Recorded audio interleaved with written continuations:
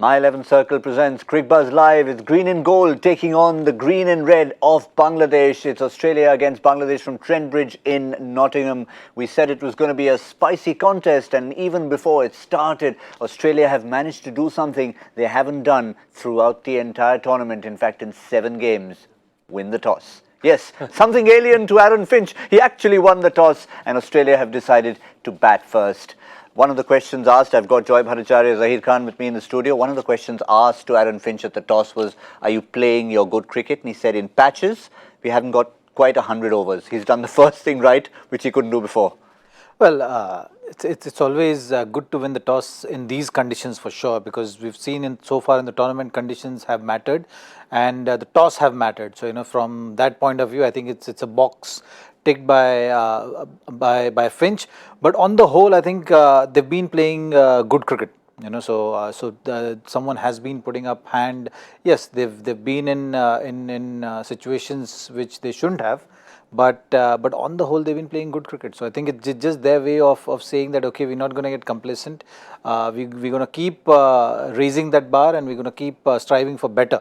Is something, the message which has been given to not only the team but also everyone who is watching them operate in this tournament. Also, with the format the way it is, I mean, this is the ideal way to not peak too early. Yeah, played the same. In fact, I was thinking about the toss and Aaron Finch the last time.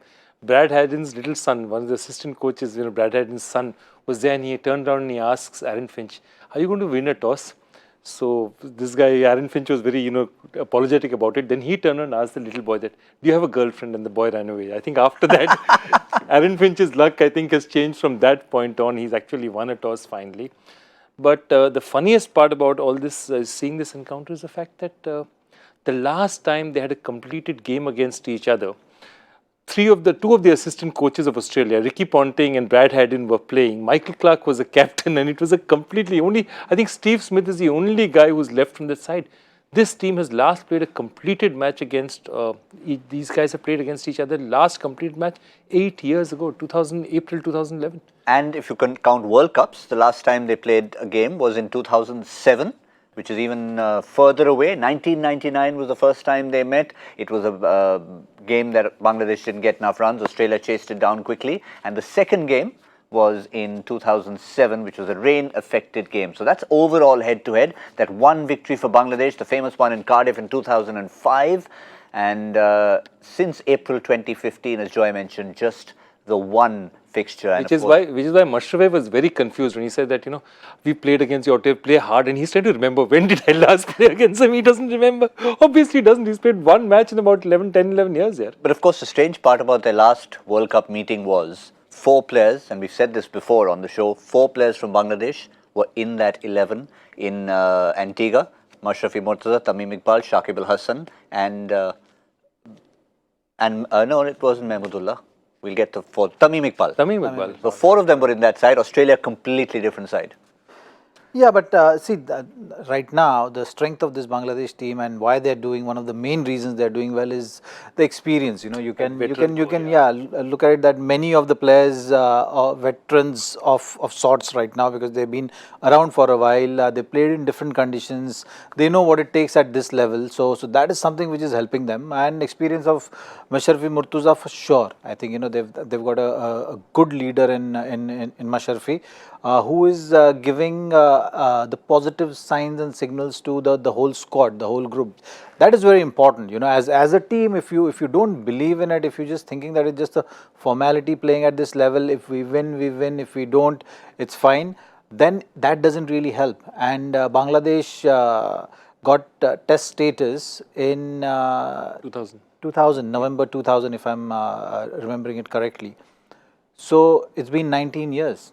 So 19 years is a long time for a team to develop. So that is something which we are seeing now. So even if they've not played for a while, I think it may work in favor of Bangladesh, because Australia at the moment will not be able to gauge them properly. You've seen with the performances of Tamim Iqbal, Shakib, you have Mushfiqur, who has been consistently scoring runs, and these are all good players of short ball. So that is something which we'll have to wait and see how it goes. At the moment, they're bowling first, so let's see how Australia goes about their batting. But even when Australia is bowling, it will be interesting to see that how Bangladesh this quadrant of their batting group, how do they deal with the pace battery of Australia? Yeah, it's a very different Bangladesh that they would remember from another era almost. So that's why it makes it for an interesting contest. Also, if you have a look at the points table, it makes it even more interesting. Because while a couple of teams may have fallen down by the wayside, South Africa, Afghanistan, out of the tournament. But if you're talking about any teams that are alive outside the elite top four, it's Bangladesh. And to stay alive, this is going to be a crucial match for them because it's either beat Australia or beat India. They have to win one of those big ones, and that's the truth of it. Is they'd say that we want to take our chances and finish the job today if possible. I think it's actually a good thing that they didn't win the toss because they chased so well last time, but as they said they wanted to bat. Maybe it might work in their favor. The other thing is that Saifuddin is a much more controlled bowler. Rubail Hassan is a bit of a more of a tearaway. More of a tearaway, got a bit of a spark. Sometimes these things can work in your favor as well. I mean, look at Vijay Shankar, comes in with the first ball, takes a wicket. Who knows what will happen. So yeah, also with Mossadegh, the other replacement, again he pulled up. So Mossadegh has been replaced by Shabir Rahman. Again, while you might miss out on Mossadegh's extra few overs of off spin, what you will gain is again a fearless Shabir Rahman in the middle or lower middle order. Let's have a quick look at the Bangladesh squad and see what are these two changes that we just mentioned. Yes, Rubail Hussain, finally the questions being answered, except it took an injury to Saifuddin for him to come in, and Shabir Rahman, exciting middle lower order batsman coming in to replace Mossadegh Hussain. And well, maybe that's a loss for them in terms of off spin, but it's a forced change. Yeah, but Shabir is a good hitter of the ball, so that's something which will work in their favor if the platform is set from the top, and since they're chasing, it is good to have that cover at the back. That just gives your top order a bit of freedom of taking chances. From Bangladesh's point of view, I think right now when they are going in, it's important that they restrict Australia somewhere around a total which should be gettable from their side. Their plans have been around getting to that 300 number. So they would approach the innings with that kind of mindset. So they're not going to go and try something extraordinary.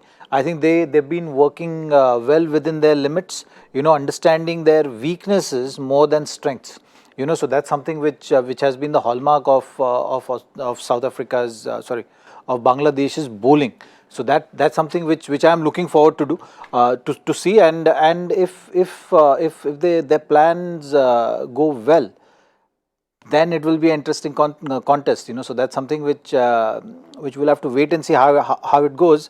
But I'm hopeful. I'm hopeful that if Bangladesh restricts Australia somewhere around that 300 to 330, in between that, it won't be Bangladesh will go down really fighting well in this match. No, I love what he said. There's something he said here which every team should understand, which is that understanding your weakness rather than your strength. And it's such a beautiful analogy for the Bangladesh bowling. They know that, on this kind of surface, there's not a single bowler who's an attacking option. They're all defensive options of various types. And if you see the way they've got wickets, their fast bowlers have got wickets simply because the spinners have managed to clog it up. So basically, while Shakib has got just 5 wickets, he's been going at a rate. Look at the rate he's going at, 5.84. Mehdi Asad and 5.51. So what they have done is they've restricted. Saifuddin, therefore, guys have gone hammer and tongs at Saifuddin at the end. They've gone after Mustafizur. They've got the wickets. Yeah. That's the interesting one. That knowing your weakness, knowing that we are no batting side is going to be scared of us. We have to restrict them. We have to make them feel impatient. We have to make them feel angry. We have to make them hit shots they don't want to hit. So I'm never going to stop somebody like Glenn Maxwell from taking a shot. But can I get him to hit a shot he doesn't want to hit? I know he wants to hit here. Can I get him to hit there? And that's what they're doing so beautifully within their limitations.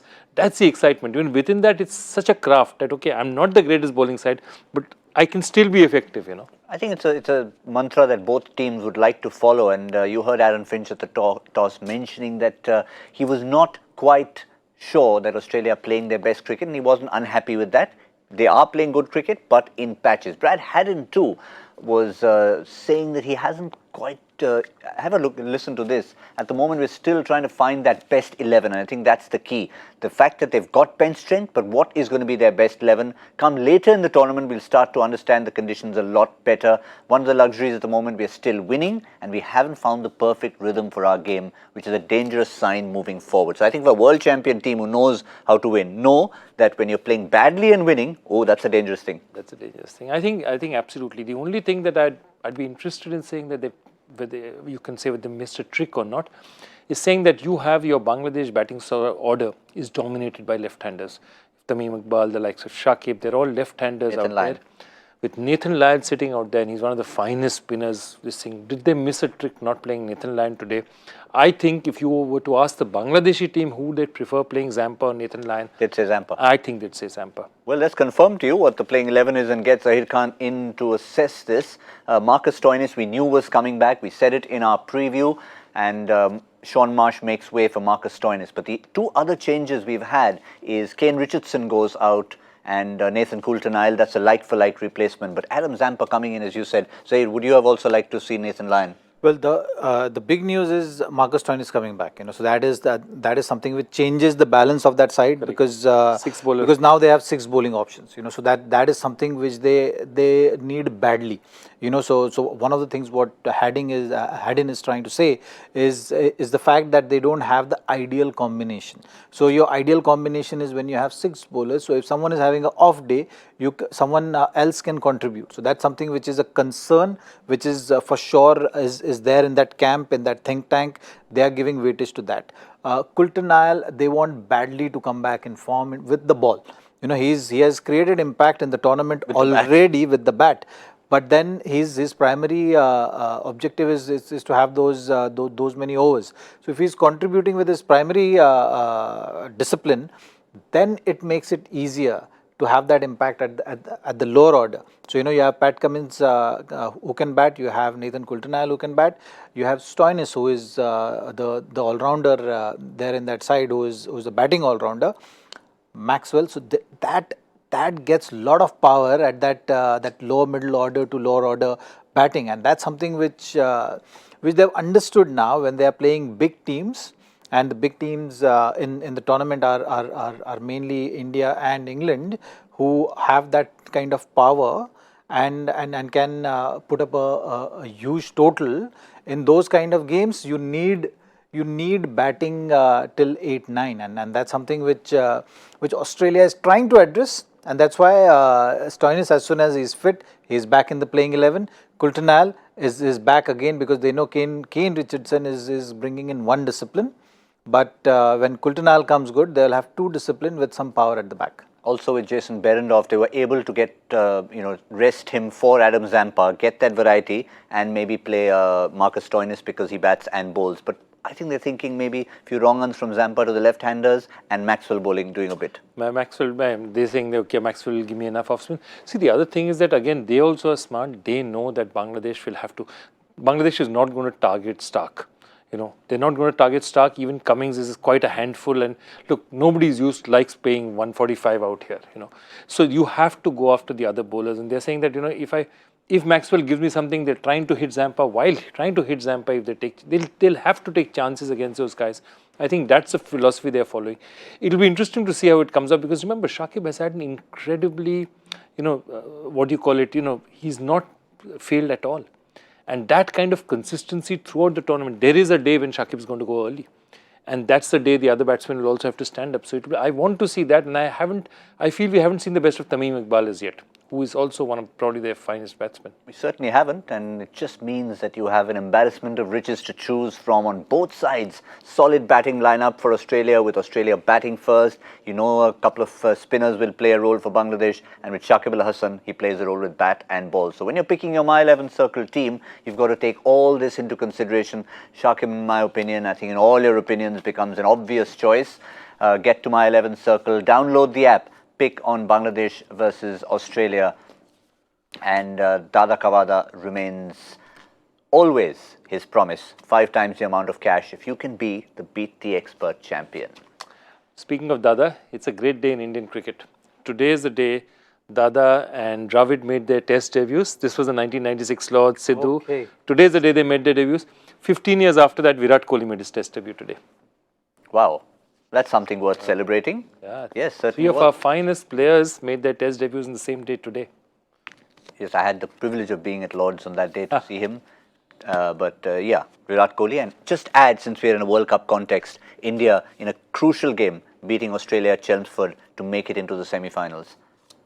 Also on this day, Oh, yes, of 1983. course. Yes, of course. And we beat them hands down. Yeah, Roger Binney, I think, was informed that day. And so, again, 3 landmarks to celebrate. And then, of course, then came England and Australia, England and the West Indies, rather.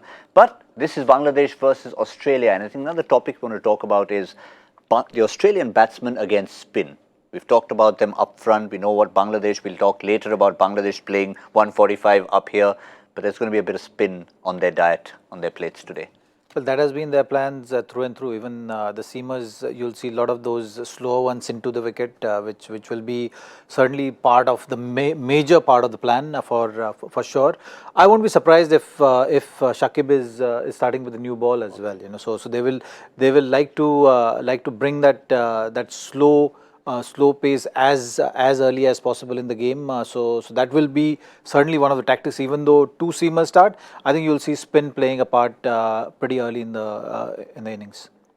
What have Australia done so far in this tournament? And I think that will give a bit of perspective. 389 balls faced, 7 wickets lost to spin at 6.69 of a run rate, an average of 62. So I think these are numbers that Bangladesh will look at if they want to try and assess how they've gone against spin so far. Yeah, I mean, exactly. Australia has now, come the IPL and come those kind of services. The Australian batsmen now, the amount of spin that they play, they probably would not have played before the IPL started. People like David Warner, Steve Smith, they play a lot of spin now. And therefore, it's an interesting thing that the Indian batsmen are far more used to pace than they ever used to be used to. And I think Australian batsmen, because of the IPL, are far more used to spin. They like spin. People like Maxwell thrive on spin. They can hit, they can really hit spin. So I think they'll take on the challenge. And I think it works in Bangladesh's favor also, because they want, come on, take me on, because they don't want you to play safe, because that's the only way they have a chance of getting wickets. So it's going to be a fascinating contest, I think. Yeah, particularly, I mean, even someone like Khwaja, we don't often talk about him. When you have an explosive lineup like Finch and Warner and Maxwell following later, somehow Khwaja, that's the old one. We're not saying the phrase, but he's one of those quiet players who don't get considered, but he'll have a role to play as well. Look, those numbers are not bad, and those numbers are not bad because usually spinners bowl in that second power play, and in second power play, if you are batting at that 6-7 runs per over, then you are setting a very good platform to finish strong. So that way, those numbers are not threatening for Australia. In fact, if not, they will be happy with those kind of numbers. With Australian batting, one thing for sure, knowing Trent Bridge track how it has been, and hearing that there is a tinge of grass on the wicket, the ball may not stop. So when the ball starts stopping, Australian batsmen can be in trouble with the spin around. But when the ball is coming onto the bat, spinners bowling, they would pretty much feel at home, because that's the conditions they have back home, with a good bounce. And you can trust the bounce and play. You can get those singles at long on, long off, just pushing the ball. Once the ball starts stopping, those kind of shots become difficult. So you can't just play through the line, and that's something which has not worked in Australia's favor. So I think today it's going to be an easy day with regard to that, because the wicket will be playing well. In fact, the short boundaries are something which will always play on spinners' mind. So with that kind of situations and scenarios, I think spinners today will feel the heat with the ball in hand, because psychologically also you are thinking, okay, that side boundary is shorter, so I can't bowl on the legs, I have to go wider. You have to have a whole lot of things planned. So all in all, it might be a tough day for spinners. But we'll have to wait and see how it goes. But the slow options is always going to be better options against Australia with this bowling lineup. Especially, I mean, a contrast from Taunton, which is where they're coming from, against the West Indies. They almost had a template there. Mashrafi Mortaza, long first spell, Saifuddin early on, and didn't really go to spin that early, which they tend to do. Do you think you can see them maybe first 4-5 overs chucking over? Absolutely. I think see with Australia, they have to change their deck, and also it'll be interesting to see how Mushrave reacts if they don't get a wicket in the first 7-8 overs. If there's nothing happens, then I want to see what happens to them, because I think spin is there, what we call comfort factor. You know, kuch nahi ho to chalo give it to Shakib and let's see what happens, and let's see where they go with it. I think they'll try, and they have to unsettle the Australians somehow. They have to unsettle the Australians. Knowing the Warner-Finch partnership. Yeah, absolutely, yeah. Just somehow get in their heads. Yes, because that has been a lethal partnership so far. But we've also got a lethal partnership here. Quiz questions, Joy Bhattacharya, no better partnership. So we've had two real tough ones. Is it the curve going upwards now? No, this is a question, I think Zaheer will like this question. This is right down his lane. So the question today is on a test match that wasn't played that far back. What was unique about India's match against South Africa, the Wanderers test in 2018? The only time it happened in Indian test history. India won that match, I can tell you. But what was so unique about it? It's the only time that's happened with India in a test match. Interesting. Look, he's already quizzically looking at you. But because it's a open-ended question, but which makes it even more interesting. More interesting, and you can interpret it various ways. I have an answer which I think is the only answer which is worth thinking about. And the beauty of it, you can't just type those words into a search engine and say, what was unique about the 2018? I'm sure you won't get any answers from that. You certainly won't. That's what makes the question even more valuable. But there's also a lot of value in someone trying to find the My 11 Circle expert couch. Remember, yesterday we went through the entire day and the couch was nowhere to be seen. So I think, gentlemen, it's time to bring it back on the set. Australia batting first. I know we're looking at high total. Just how high are we going? Joy?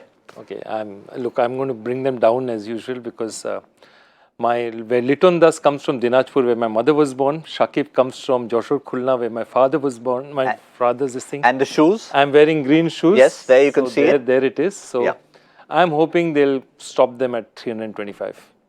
Oh, I thought you were going to go lower, right? Oh, he's taken my prediction. Okay. So you got to go either side of it, maybe? Yeah, then I have to go higher now. So 340. 325, 340. Oh dear. Can I go even higher than that? That's not going to be fair, is it? Okay, I'll go just a little bit lower. 310.